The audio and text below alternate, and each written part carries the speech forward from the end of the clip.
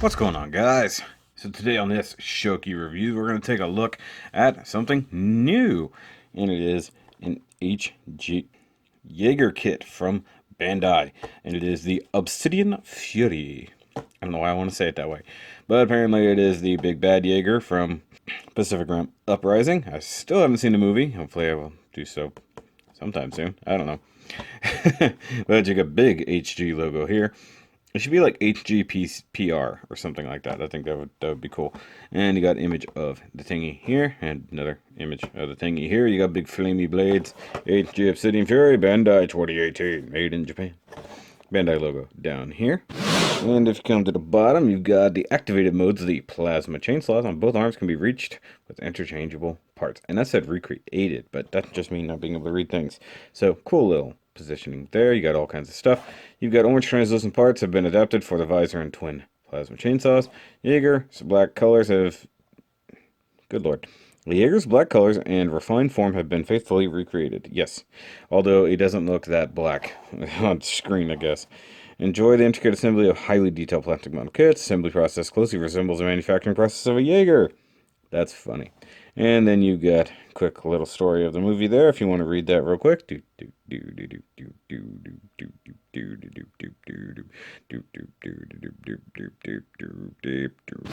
you come around to this side and you've got high grade model and Pacific Rim, Obsidian Fury. There's no number, but it's like one of the 3 kits that are available. And repeat of the kit right there, the box art right there. And come to this side, you get obligatory front and rear shot. You got nippers are ideal, snap fit dealy, whatever that says. Can be assembled without. So I was looking at the glue thing for a second. I was like, oh yeah, it can just be snap fit. Yay! Read the instructions. Good for you. You got little guy on the toilet, 2,300 yen. You know, I got it for $25, so not too bad. And we'll make 0 to 3-year-olds cry. There is new artwork as far as I can tell. So, boom. All new stuff, still upside down. Yay! Now, there's a build montage for this guy. I did build it at the Gundam Club meet here this previous Sunday. But so, it is what it is. So, let's go ahead and do that.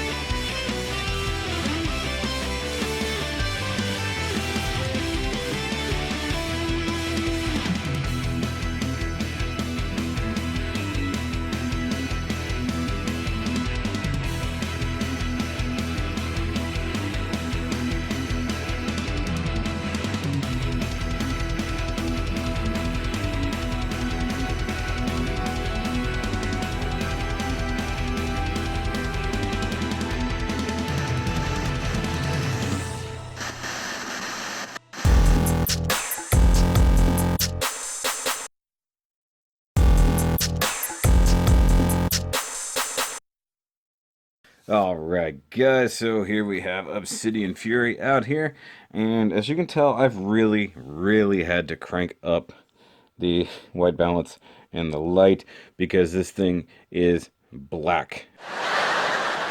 Filled with blackness, devoid of all light. Think of the blackest thing you can imagine and double that blackness and take a black magic marker and fill in the gaps and put that into a black rocket ship and shoot that into the depths of black space and close your eyes and use that as a reference. So it looks really awesome. I'm not gonna lie, I like the detail work added to it. All the moldings are very nice and went together easier than probably any Gundam kit I've ever built. So if that's indicative of how the Pacific Rim kits are going to go, I'm on board. I kind of dig them. And unfortunately, I couldn't get either of the other two when I went to Hobbytown. This was the only day I figured they would have them. Maybe I'll hit back up GameStop and see what's doing. Real quick, we'll go ahead and get comparisons out of the way. So we'll grab good old Wally right here. So you can see Wally is about thigh high to Mr. Obsidian Fury. And then we have comparative to a Gundam HG kit. And like I said, you can really see the white balance is cranked up. So he's taller than an HG kit, but not a 1/144 scale. They're just calling it high grade, as in that's the detail and quality. Has nothing to do with the size. So looks pretty good. Now, just so you guys can see just how black this is. You can't tell anything about this guy if I turn that off. Now, the cool thing about it is it comes in a multitude of plastics. So you get the normal kind of semi-gloss plastic for the outer shell. But if you get into like the frame parts or any exposed mechanical works, it's actually a matte black. It looks really very nice. And it's also a slightly softer plastic. And it's not quite a polycap runner, but it is similar as we saw in the actual unboxing. Now he does have translucent parts up here in the face. Looks pretty good. Let me raise the camera up just a little bit. Maybe that'll help. Crank up the white balance again so we can see what's going on. So yeah, translucent part in the face. I was going to paint chrome back there so it'll reflect a little bit. Probably should have, though it is actually very nice. It's got that very glowy orange, like the same kind of psycho frame you would get on the Banshee. So that's actually pretty cool. And you get little orange stickers all over just to break up the black. Some of these are very annoying. Like ones that have to go in cracks are okay. Ones that go like in a corner here and are half just pointless sticker. You can see how that kind of reflects the difference there. I like them. Some of them are really silly. I like the ones in the ribs down here. Those add to it. The ones on the back definitely add to it. The detail work for the spine is really cool. I do like that. And it goes all the way down. Actually, it's broken here between the back piece and the center torso part. I like the exposed parts of the legs down here. That definitely reminds me of a couple things. And if I get my hands on another one of these, I have a custom paint job I want to do. So you do get more stickers down here on the legs. Those look pretty good. And hidden right there inside the knee joint. A couple of little lights right there. I do very much dig this. I didn't panel line it or anything because I figured that'd be pointless because it is friggin' solid black. Real quick, let's go ahead and talk about the rest of his accessories because he has a few. He has a couple of extra handses. Very nice, super clawed hands. I like these. I actually kind of prefer those, but whenever you're using the weapons, it actually looks better with the closed hands. But for the most part, he looks better with these. And you do get the very long wrist pegs, so it actually does peg in way up in there, but if you pull it out, you might get a little tiny bit more articulation. But there he's like, come at me. Yeah, very monster-like claws. I do dig that a lot. I dig it a lot. And of course, the other accessories. Let's move these fists out of the way. You get the plasma chainsaws. Of course, these are the non-lit versions, but this way you can see the detail in there. These are all molded in black. You do get the blades that are super tiny. And the funny thing is, I actually dropped one and it hit the carpet and actually snagged just by one tooth and was sitting like this. So it's enough to even hook like the tiniest loop of a carpet. So just think about that. I mean, it's not sharp, not really, but it's a thing. Now, we can totally put these on. You've got to pop off the plate on the forearm, like so. And you can see right there, there's a couple T-pegs. And you have corresponding ones on the outside and inside. It's actually very nicely done. So that way you can just plug that on. And then you plug,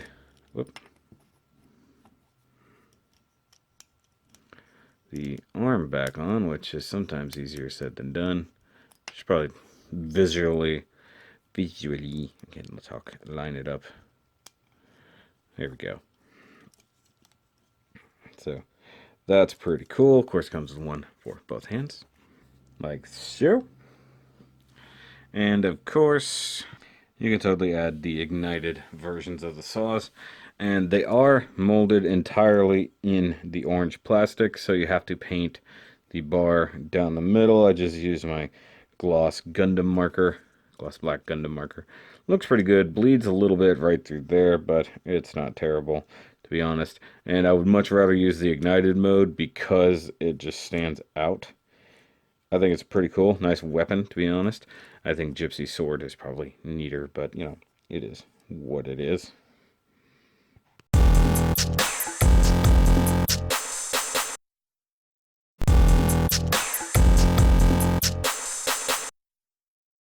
Alright, that's for articulation. It is actually pretty articulate. It's got a few limiting factors, but other than that, it's actually pretty good. The head is on a ball joint and a hinge, so he can look down, like he should do.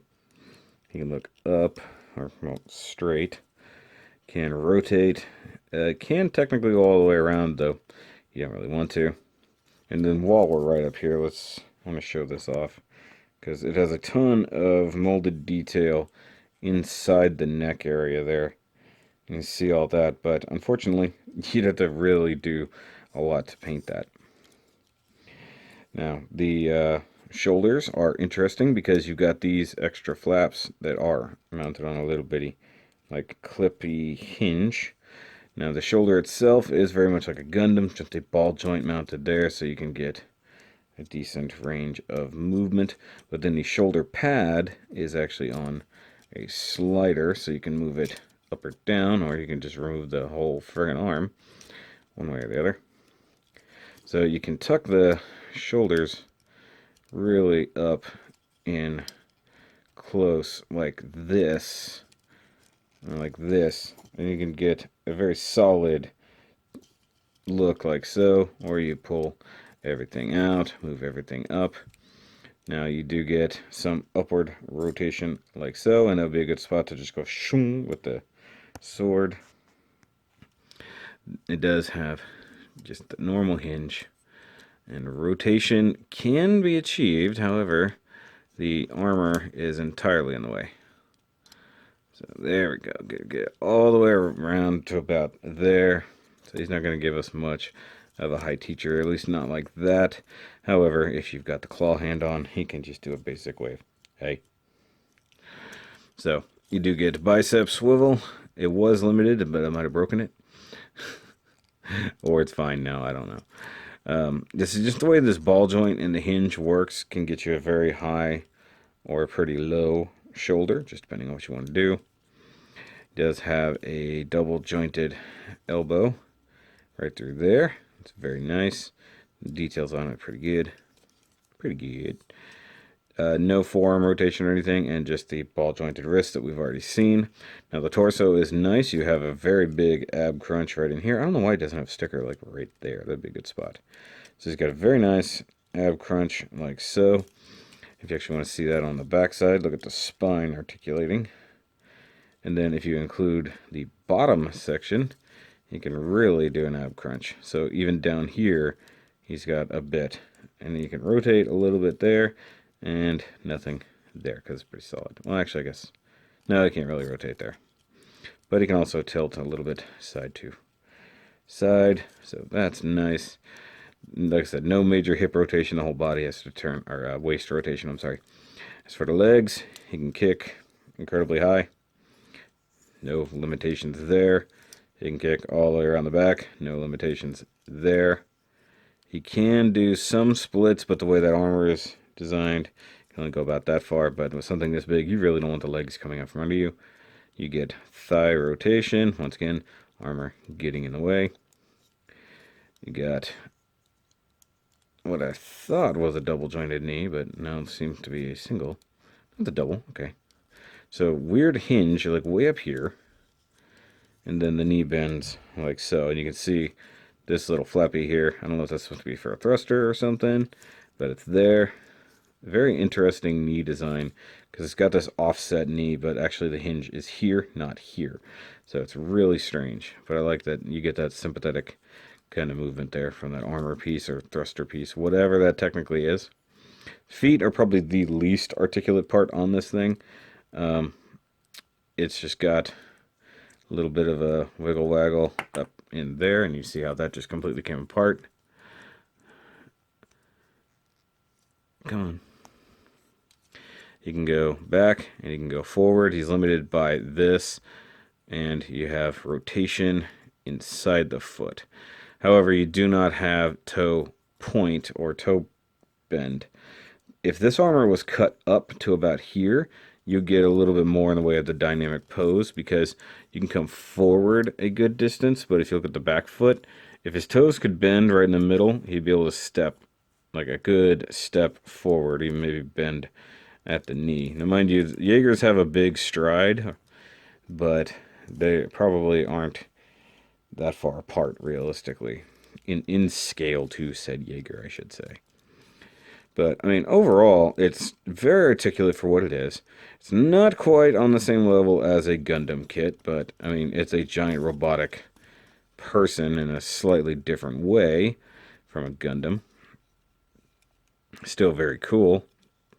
And I do believe, like, the metallic version, the P Bandai metallic version, is probably better looking, but as somebody already pointed out to me in a group, they are bad with nubs, because once you cut something off that's metallic, you end up with a blank or black nub mark. It's pretty bad.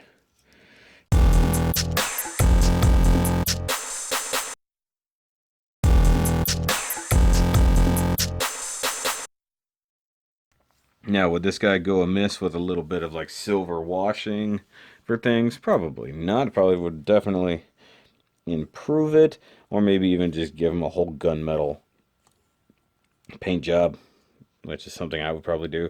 This one I'm going to leave alone. I think I'm just going to leave it as is. Now, if I get another one, I definitely have a fun paint scheme I want to do for it. I don't know how to do it, but I definitely need to do it, because I really do dig the idea I came up with. Hey guys, I'm going ahead and adding a quick addendum here, because after the fact I figured something out about this guy, and because they're not exactly like Gundams, it didn't occur to me, and then I went back and looked at the instructions a little bit closer. These guys can actually mount on a stand, and if I remember correctly, somebody told me that the metallic version, at least of Gypsy Avenger, does come with a stand, but I couldn't figure out how it would mount, because if you look down here in the crotch, there's a whole lot of nothing going on, especially a slot for a thing. What I determined, just by quickly, checking things out, right here, if I can zoom in, this little bottom plate right back here on the booty comes off. I knew that went on for a weird reason. Now, I was confused by this at first, because that's not a normal port for a normal little action base. Obviously, also in a very unfortunate area. However, it's not meant for these guys. It's meant for these guys, which now I can't see anything. There we go. It's meant for one of the little action bases like this, with specifically an attachment I don't think anyone has ever used. The little square one, like the little one is actually like a slot. So obviously, if you look at this thing, the way it slots in is just like that. You just want to give it a little tilty tilt. Actually, let's raise this up just a little bit, give them some flight power, and just give that a little tilt. And it has to go in a little bit of an angle, and it secures as such. And now you've got this dude totally flying. Or if you want to get him, if you got like another one with it and you need to get him into like a lunging pose such as that, you know. And sorry, my camera's in a low position. My tripod is currently put away, but you want to make sure that that is secured in there about as good as you can get it, because it will fall off, much like it just did. But they do actually mount on a stand. It just took me actually deep diving into the instructions to pay attention to that. So just needed to add that in. So guys, if you liked this video, if you liked this thing, give it a thumbs up right down there. And if you're new here, go ahead and hit that subscribe button. But if you want to go one step further and become a Patreon member or become a patroneer, right here on the screen, you can join up just like Andy, John, and Steve and Kolby have, and you can actually get stuff early, or you can have a little bit of control over the things that I review. So it all depends. And of course, guys, the Lupus for Lupus contest is going on. If you need any information about that, up here in the card. Also, if you want Shoky merch, right here on the screen, knowing that all proceeds right now for all merchandise goes toward the Lupus for Lupus contest. But that's going to be it, guys, for the Obsidian Fury review. I'll catch you on the next one. And remember, as always, keep on nerding. Or actually, keep on building.